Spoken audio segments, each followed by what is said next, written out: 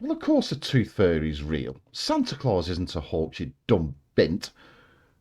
And the Easter Bunny fetches me baskets of candy and some grass.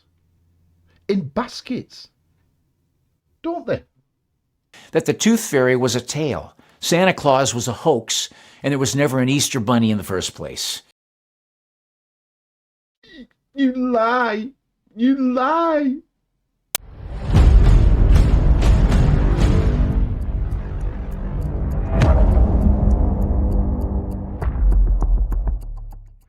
Hello, dearest viewer, and welcome back to my little corner of the YouTube. Sack that for a game of soldiers. I'm making myself cry here. Anyway, if it's your first time here, please like, share, subscribe. You know the drill by now. Thank you very much for joining me, each and every one of you. I've crashed through 400 subscribers. Absolutely unbelievable. I'm up to 417 now, which is amazing. So whoever's promoting my channel and promoting my work, thank you so much. It really does mean the world to me. So thank you, thank you, thank you. Now, we're back with Steve, who is Chief Bullshitter Extraordinaire, and he's got some more lies for us. So Steve, take it away, my dear friend. The floor is all yours. Bloody weird beard. The modern idea of the ancients being unknowledgeable about this topic because they didn't have rockets and they didn't understand that we lived on a sphere in outer space is completely a misleading trick. Most of us believe the ancient world was a bunch of knuckle-dragging primitive cavemen who spent most of their time rubbing sticks together to make a fire or build a wagon with square wheels. No. Stop lying, Steve. You know, the ancient, nobody believes, right, that Neanderthals or ancient man were these knuckle-dragging imbeciles with the brains of a flat earther or a young earth creationist or somebody who watches Neighbours regularly or a Hollyoaks actor even. So nobody believes that. And ancient people were extremely clever. That's why we are in the position that we are in today. The ancient Greeks did wonders for us. They were one of the first to theorize that the Earth went around the sun, and they built a little scale model to explain why and how. They invented the water mill. Plato came up with a rudimentary alarm clock that played a sound at a certain time. Maths as well. They came up with maths. Archimedes' screw, which carries water up a hill. Cranes. They invented cranes. I mean, come on. Oh, Steve, stop lying, please, brother. This image was inserted into our subconscious belief intentionally by learning of Neanderthals and Cro-Magnon men, not to mention the cartoons that we watch that help plant some of those ideas into our open sponge-like minds. But this belief is another way to keep us from our true history. These ancient people who God actually spoke to. God didn't speak to anybody, did he? Come on. He didn't.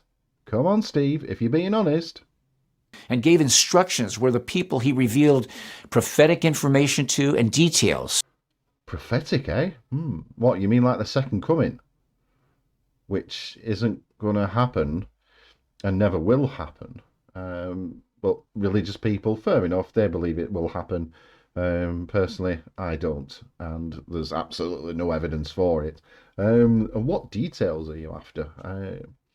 Scientific details. Oh, like whales are fish, that lobsters are fish, that birds, bats are birds or locust, snakes can talk, donkeys can talk, trees can talk.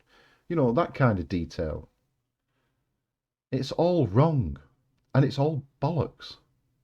Who also dealt with angelic beings, among other supernatural oddities. Angels and supernatural beings, eh? Well, angels don't exist, obviously, and supernatural can't be quantified, and there is no evidence for the supernatural, and there never has been, because nobody's taken up on James Randi's offer. I think of $1 million to show evidence of the supernatural, and absolutely nobody has won that bet. And he did it properly. He had like a team of judges, they were independent and they would judge whoever won this thing. and nobody's ever won it. What a shock. But I honestly don't mind people believing this sort of stuff, right? The Bible and everything like it. I don't mind, honestly don't mind. Sometimes I'll, have a little dig at it or what have you. But when you start lying about things like evolution being false or, space in general being fake and NASA lying and all the rest of it, when you start lying and cherry picking, that's when I become bothered. So I'm asking you to stop it, please. Thanks. And the disciples of Yeshua himself had the opportunity to walk with him and be taught by him. Are we really going to continue the lazy argument that these people didn't understand the world they lived in? Oh, Steve, come on, come on, come on. A lack of understanding doesn't equate or doesn't mean the same as a lack of intelligence. It doesn't. I understand the basics of how a rocket works, the combustion happening inside and then, propulsion and all the rest of it. Just the very, very basics. But I don't understand the in-depth detail of it. It doesn't make me less intelligent than anybody else. And Mrs. Jones, if you're watching and you call me less intelligent, I swear I will confiscate your vibrator for a whole week. Think about that.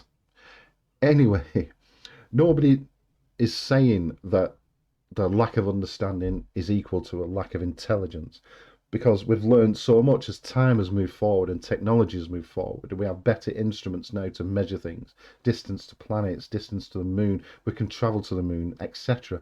So all that doesn't mean that people back then were absolutely thick and stupid and just sat around watching Neighbours all day. They had access to far more accurate information in that regard than we think we have today. These are the same people that could circumnavigate the Earth by watching the position of the sun and moon, Circumnavigate. as well as knowing how to accurately read the star positions, their movements in the sky, and what it all meant, including seasons, solstices, equinoxes, and eclipses. So, seasons, solstices, equinoxes, eclipses, all of which, all those four things, perfectly predicted by the globe model. You know what can't predict those four things? The flat earth model. Because there is no such thing as a flat earth model, and there is no such thing as a flat earth. It's all baloney, it's all bollocks, and it's all make-believe. And they never got the great public school education we had. Jesus, Steve, is there any need for that whistle there? God almighty, you nearly blew me earwax out. How many people do you know today with a college education who can navigate their way to other countries across unfamiliar rugged land or large ferocious bodies of water, using only the luminaries as their guide to find their destination? Personally speaking, Steve, no, I don't. But with a bit of learning and a bit of understanding, I'm sure even little me could do that very thing. So, Steve, I ask you, do you know anybody with a college education that thinks that whales are fish? Did you know there aren't any experiments that can scientifically prove a moving heliocentric globe Earth? But there are actually experiments that prove the opposite. The Earth does not move at all while the luminaries rotate over us. Look up the Michelson-Morley experiment. From your own video, let's take a look. Let's take a close look, shall we? The Michelson-Morley experiment was an experiment to detect the existence of the luminiferous ether, a supposed medium permeating space that was thought to be the carrier of light waves. The experiment was performed between April blah blah blah blah blah blah. What's that got to do with the Earth rotating? Nothing. And the ether does not exist, as we'll soon find out. Sagnac experiment, and the experiment known as Airy's failure. Now, I'll admit I don't know much about Sagnac. If I get this wrong, then please correct me in the comments. But I think Sagnac is when a beam of light gets split into two, it's bounced off various mirrors, and if they meet at the same time, at the same point, then there's no rotation. But if one beam is delayed then there is rotation. It only detects rotation, apparently. But if I'm wrong, please let me know in the comments, and I'll do a video correcting it, and everything. Aries failure. You've shown a screenshot of a flat Earth Wikipedia page. How dishonest are you? Aries failure failed to detect an ether, this mythical substance that flat earthers believe in. It failed to detect an ether, and that is it. Steve, you know this. Stop lying. These experiments failed at proving a moving Earth that doesn't support the narrative they want us to believe, and that's why they've kept them from all science and history books. No, those experiments failed to detect an ether, and they haven't been kept from history or science books or science, etc., etc. All that information is perfectly accessible to anybody with an internet connection. Steve, you are a liar. Even Einstein said, "I have come to believe that the motion of the Earth cannot be detected by any optical experiment." Steve, allow me, little old me, to finish that quote for you. Here we go. Since then, I have come to believe that the motion of the Earth cannot be detected by any optical experiment, though the Earth is revolving around the Sun. Nah, nah, nah, nah, nah. Despite the fact that there is no movement of the Earth recorded or documented through any repeatable scientific experiment, the heliocentric globe model is a theory that is taught in every school as if it were fact. It has always been fact. It will always be fact. There is overwhelming evidence to support this globe theory, as you call it. Overwhelming. Steve, maybe you should think about it and open your eyes and open your mind. We learned this global concept as a young child before our brain could ever rationalize this hallucination of a theory. Think about when you learned about the globe and if you were even old enough to remember it. Well, I'm 49 years old now, and my memory isn't quite what it used to.